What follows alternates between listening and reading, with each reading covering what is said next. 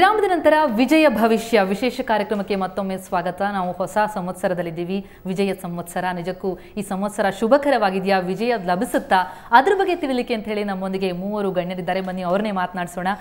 ಪಂಡಿತರೇ, ವಿಜಯ ಸಂವತ್ಸರ ನಿಜಕ್ಕೂ ವಿಜಯ ಲಭಿಸುತ್ತಾ? ಈ ಬಾರಿಯ ಭವಿಷ್ಯ ಏನು ಹೇಳುತ್ತೆ? ಖಂಡಿತ. ಯಾಕೆಂದರೆ ಸಂವತ್ಸರಲ್ಲಿ ಒಬ್ಬೊಬ್ಬರು ರಾಜರು ಅಂತ ಇರ್ತಾರೆ. ಇವತ್ತೆಲ್ಲ ಮಂತ್ರಿಮಂಡಲ ಆಗಿದೆ, ರಾಜರು ಮರ್ತೋಗಿದೆ ನಮಗೆ. ಆದರೂ ವರ್ಷ ಒಂದು ಸಲ ಬರ್ತದೆ ನೆನಪು ಮಾಡಲಿಕ್ಕೆ ರಾಜರ ಆಳ್ವಿಕೆ ಆದ್ದು ಅಂತ. ಈಗಾಗಲೇ ನೀವೊಂದು ಪ್ರಶ್ನೆ ಕೇಳಿದ್ದೀರಿ. ಸಾಮಾನ್ಯವಾಗಿ ಚಂದ್ರ ಮತ್ತು ಸೂರ್ಯ ಈ ವಿಶೇಷ. ಚಾಂದ್ರ ಈಗ ಸಾಮಾನ್ಯವಾಗಿ ಚಂದ್ರ ವಂಶದವರು ಸೂರ್ಯ ವಂಶದವರು ಅಂತ ರಾಜಕಥೆ ಕೇಳಿದಿರಿ. ರಾಜ ಮಹಾರಾಜರೆಲ್ಲ ಚಾಂದ್ರಮಾನ ಮತ್ತು ಸೌರಮಾನ ನಾವು ಆಚರಣೆ ಯಾವಾಗ ಬಂತು ಅಂದರೆ ಆಳದಂಥ ರಾಜರೆಲ್ಲ ಚಂದ್ರವಂಶದವರಿದ್ದರು. ಆಗ ಅವರೆಲ್ಲ ನಾವು ಈ ಚಾಂದ್ರಮಾನ ಏನು ಯುಗಾದಿ ಆಚರಣೆ ಮಾಡ್ತೇವೆ ಇದನ್ನು ಮಾಡ್ತಿದ್ರು. ಸೌರಮಾನವನ್ನು ಆಚರಣೆ ಮಾಡೋರು ನಾಳೆ ಶನಿವಾರ ಬರ್ತಾ ಇದೆ, ಸೌರ ಯುಗಾದಿ ಅಂತ ಆಚರಣೆ ಮಾಡ್ತಾರೆ. ಇದು ವಂಶದಿಂದ ಬಂದದ್ದು. ನಾವು ಸಾಮಾನ್ಯವಾಗಿ ನಮ್ಮಲ್ಲಿ ಪುರಾಣಗಳನ್ನು ಹೇಳ್ತೇವೆ. ವಂಶ ಸರ್ಗಶ್ಚ ಪ್ರತಿಸರ್ಗಶ್ಚ ವಂಶೋ ಮನ್ವಂತರಾಣಿ ಚ ವಂಶಾನುಚರಿತಮ್ಯಾಂತಿ ಪುರಾಣಂ ಪಂಚಲಕ್ಷಣ ಹೇಳ್ತೇವೆ. ಹಾಗಾಗಿ ಪುರಾಣ ಅಂತೇಳಿವಾಗ ಈ ಪಂಚ ಲಕ್ಷಣಗಳಿದೆ. ನಮಗೆ ವಂಶದ ಚರಿತ್ರೆಯನ್ನು ನೋಡ್ತಾ ಬರಬೇಕು. ಸೂರ್ಯ ವಂಶದವ್ರು ಯಾರು, ಚಂದ್ರ ವಂಶದವ್ರು ಯಾರು. ರಾಜರಲ್ಲಿ ಎರಡೇ ವಂಶಗಳಿರೋದು. ಆಗ ರಾಜರ ಆಧಿಪತ್ಯ ಇತ್ತು ಹಿಂದೆಲ್ಲ. ಯಾವಾಗ? ಕೃತಯುಗದಲ್ಲಿ ರಾಜರಿದ್ದರು, ತ್ರೇತಾಯುಗದಲ್ಲಿದ್ದರು, ದ್ವಾಪರಾಯುಗದಲ್ಲಿದ್ದರು, ಕಲಿಯುಗದಲ್ಲಿ ಮಂತ್ರಿಗಳು ಮಾತ್ರ ಇದ್ದಾರೆ. ರಾಜೆಲ್ಲ ಹೊರಟೋಗಿದ್ದಾರೆ. ಮೈಸೂರು ಮಹಾರಾಜರು ಹೆಸರುಳ್ಕೊಂಡಿದೆ ಈಗ. ಅದನ್ನು ಈ ಮಂತ್ರಿಮಂಡಲದಲ್ಲೂ ಸಹ ನಾವು ರಾಜರ ಆಳ್ವಿಕೆ ಅನ್ನೋದಿದೆ. ಈ ಸಂವತ್ಸರವನ್ನು ಯಾರ್ಯಾರು ಆಡ್ತಾರೆ?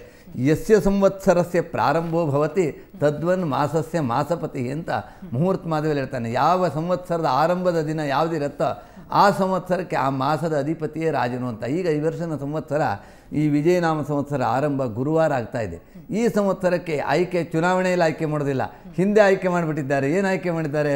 ಈ ಸಂವತ್ಸರದಲ್ಲಿ ಗುರುವೇ ರಾಜ. ಆದ್ದರಿಂದ ಮಂತ್ರಿ ಯಾರು? ಶನಿ ಮಂತ್ರಿ ಈ ವರ್ಷ. ಯಾಕೆ? ಚಂದ್ರವಂಶದವರು ರಾಜರಾಗ್ತಾರೆ, ಸೂರ್ಯವಂಶದವರು ಮಂತ್ರಿ ಆಗ್ತಾರೆ.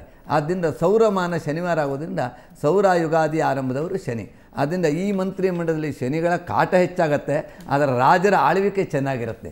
ಯಾವಾಗಲೂ ಸಹ ಕಾಟ ಕೊಡುವವರಿದ್ದರೆ ಆಟ ಆಡುವವರು ಚೆನ್ನಾಗಿ ಆಡ್ತಾರೆ, ಅಲ್ಲದಿದ್ದರೆ ಆಗೋದಿಲ್ಲ. ಆದ್ದರಿಂದ ಈ ಸಂವತ್ಸರದಲ್ಲಿ ಗುರು ರಾಜನಾದ್ದರಿಂದ ವಿಜಯ ಸಂವತ್ಸರ ನಮಗೆ ಎಲ್ಲರಿಗೂ ವಿಜಯ ಕೊಡ್ತದೆ. ಯಾಕಂದರೆ ಬಹಳ ವಿಶೇಷ. ಸಂವತ್ಸರದ ಹೆಸರೇ ಬಹಳ ಒಳ್ಳೆಯದಿದೆ. ಯಾವಾಗಲೂ ಮನುಷ್ಯ ಜೀವನದಲ್ಲಿ ನಾವು ಬಯಸೋದು ಎರಡೇ. ಒಂದು ಜಯ, ಯುದ್ಧಕ್ಕೆ ಹೋದರೆ ಜಯ ಬಯಸ್ತೇವೆ. ಆಮೇಲೆ ಗೆದ್ದು ಬಂದ ಮೇಲೆ ವಿಜಯಿ ಆಗಿದ್ದೇವೆ ಅಂತ ಹಾರ್ತೇವೆ.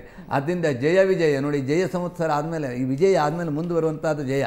ನಂದನ ನಾಮ ಸಂವತ್ಸರ, ವಿಜಯನಾಮ ಸಂವತ್ಸರ, ಆಮೇಲೆ ಮತ್ತೆ ಜಯ ಬರ್ತದೆ. ಹಾಗೆ ನಂದನ, ವಿಜಯ, ಜಯ, ಮನ್ಮಥ, ದುರ್ಮುಖಿ, ಹೀಗೆ ಸಂವತ್ಸರ ಗಣನೆ ಮಾಡ್ತೇವೆ. ಹಾಗಾಗಿ ಈ ಸಂವತ್ಸರದಲ್ಲಿ ವಿಜಯವಾಗಿ ಮುಂದಿನ ಸಂವತ್ಸರದಲ್ಲಿ ಮತ್ತೆ ಜಯಶಾಲಿ ಆಗುವಂಥ ಯೋಗ. ಆದ್ದರಿಂದ ಈ ಸಂವತ್ಸರದ ಅಧಿಪತಿ ಗುರು ಆದ್ದರಿಂದ ಇಡೀ ಸಂವತ್ಸರ ವಿಜಯವನ್ನೇ ಸಾರ್ತದೆ. ವಿಜಯ್ ಕುಮಾರ್ ಅವರೇ, ಹೋಗ್ತಿರೋ ಸಂಖ್ಯಾಶಾಸ್ತ್ರ ಏನು ಹೇಳುತ್ತೆ? ಈ ಬಾರಿಯ ಸಂವತ್ಸರ ಶುಭಕರನ? ಇಲ್ಲಿ 11/4/2013 ಏನಿದೆ ಈ ಡೇಟ್ ಪ್ರಕಾರ 3 ಬರುತ್ತೆ. ಟೋಟಲ್ ಮಾಡಿದರೆ 3 ಬರುತ್ತೆ. ಡೇಟ್ ತಗೊಂಡ್ರೆ ಬರೀ 11/1/2 ಬರುತ್ತೆ. ಇಲ್ಲಿ ವಿಜಯನಾಮ ಸಂವತ್ಸರದಲ್ಲಿ ಏನಾಗಿದೆ ಅಂದರೆ ಗುರು ರಾಜನಾಗಿರೋದ್ರಿಂದ ಮಿಥುನದಲ್ಲಿ ಅಂದರೆ ಋಷಭದಿಂದ ಮಿಥುನಕ್ಕೆ ಎಂಟ್ರಿ ಆಗ್ತಾನೆ. ಆ್ಯಕ್ಚುಲಾಗಿ ಅಂದರೆ ಇವತ್ತು ಈ ಕೇಳ್ತಾ ಇರೋ ಸಂಖ್ಯಾಶಾಸ್ತ್ರ ಪ್ರಕಾರ ಈಗ ಪ್ರೆಸೆಂಟ್ ಇವತ್ತು ಪೂರ್ವಭಾದ್ರ ನಕ್ಷತ್ರ ಇದೆ.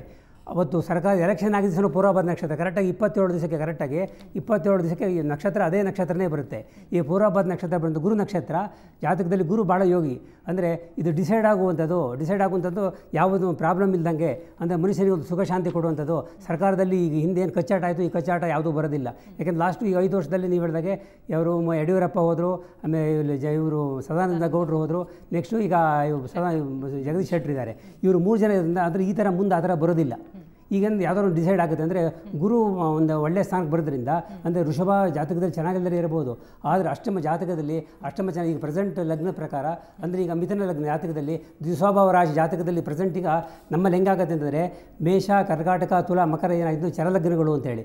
ಮತ್ತು ಇದು ದ್ವಿಸ್ವಭಾವ ರಾಶಿಗಳು ಮಿಥುನ, ಕನ್ಯಾ, ಇದು ಮೀನ, ಧನುಸು ಇವೇನಿದೆ ಈ ಪ್ರೆಸೆಂಟ್ ಈಗ ಕನ್ಯಾ ಮಿಥುನ ಲಗ್ನ ಇದೆ. ಈ ಮಿಥುನ ಲಗ್ನಕ್ಕೆ ಸಂಬಂಧಪಟ್ಟಿದ್ದು ದ್ವಿಸ್ವಭಾವ ರಾಶಿ ಅಂತಂದರೆ ಇಲ್ಲಿ ಯಾವುದು ಡಿಸೈಡ್ ಮಾಡೋಕ್ಕೆ ಬರೋದಿಲ್ಲ. ಅದೋ ಅಂತ ಮಾಡಿ ಕಡೆ ಫೈನಲ್ ರಿಸಲ್ಟ್ ಬರುತ್ತೆ. ಅಂದರೆ ಗುರು ಸ್ಟ್ರಾಂಗ್ ಇರೋದ್ರಿಂದ ಯಾವ ವಿಧವಾದ ಒಂದು ಕಚ್ಚಾಟ ಈ ಥರ ಯಾವುದೂ ಬರೋದಿಲ್ಲ. ಈಗ ನೋಡೋಕ್ಕೆಲ್ಲ ಚೆನ್ನಾಗಿದೆ ಅಷ್ಟೇ. ಈಗ ಪ್ರೆಸೆಂಟಿಗೆಲ್ಲ ಅವ್ರಿಗೆ ಸೀಟು ಇವ್ರಿಗೆ ಸೀಟು ಅಂತ ಗಲಾಟೆ ಮಾಡ್ತಾ ಇದ್ದಾರೆ. ಅಂದರೆ ನೆಕ್ಸ್ಟ್ ಆ ಥರ ಯಾವುದೂ ಬರೋದಿಲ್ಲ. ಅಂದರೆ ಫುಲ್ ಡಿಸೈಡ್ ಆಗೋಗುತ್ತೆ ಇದು ಅಂತೇಳಿ. ಒಂದು ಗುರು ಇರೋದ್ರಿಂದ 5 ವರ್ಷ ಅಂದರೆ ಗುರು ಮಿಥುನದಿಂದ ತುಲಾ ತನಕವೇ ಈ ಬರೋ ತನಕ 5 ವರ್ಷ ಮಾತ್ರ ಚೆನ್ನಾಗಿ ನಡೆಯುತ್ತೆ. ಯಾವ ಸರ್ಕಾರ ಯಾವ ಪ್ರಾಬ್ಲಮ್ಮೂ ಇಲ್ಲ. ಮಳೆ ಬೆಳೆಯ ಬಗ್ಗೆ ಹೇಳೋದಾದ್ರೆ ಅಡಿಗ್ರೆ ಹೇಗಿದೆ? ಈ ಸತಿ ಅರ್ಘಾಧಿಪತಿ ಬಂದು ಈ ಬಾರಿ ವಿಜಯನಾಮ ಸಂವತ್ಸರದಲ್ಲಿ ಶನಿ, ಮೇಘಾಧಿಪತಿಯೂ ಕೂಡ ಶನಿಯೇ ಆಗಿರ್ತಕ್ಕಂಥದ್ದು.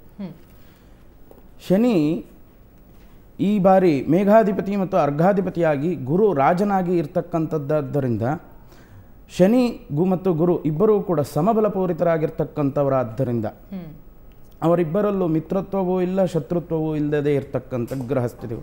ಹಾಗಾಗಿ ಈ ಒಂದು ಸಂವತ್ಸರದಲ್ಲಿ ಮಳೆ ಮತ್ತು ಬೆಳೆ ಎರಡ ವಿಚಾರದಲ್ಲಿ ಮಾತನಾಡಬೇಕಾದ್ರೆ ಇಳೆಗೆ ಒಂದು ಸುವೃಷ್ಟಿ ಯೋಗವನ್ನು ತರ್ತಕ್ಕಂಥದ್ದಾಗಿರುತ್ತೆ ಅಂತಕ್ಕಂಥದ್ದನ್ನೇ ಸುಸ್ಪಷ್ಟವಾಗಿ ಹೇಳುತ್ತೆ.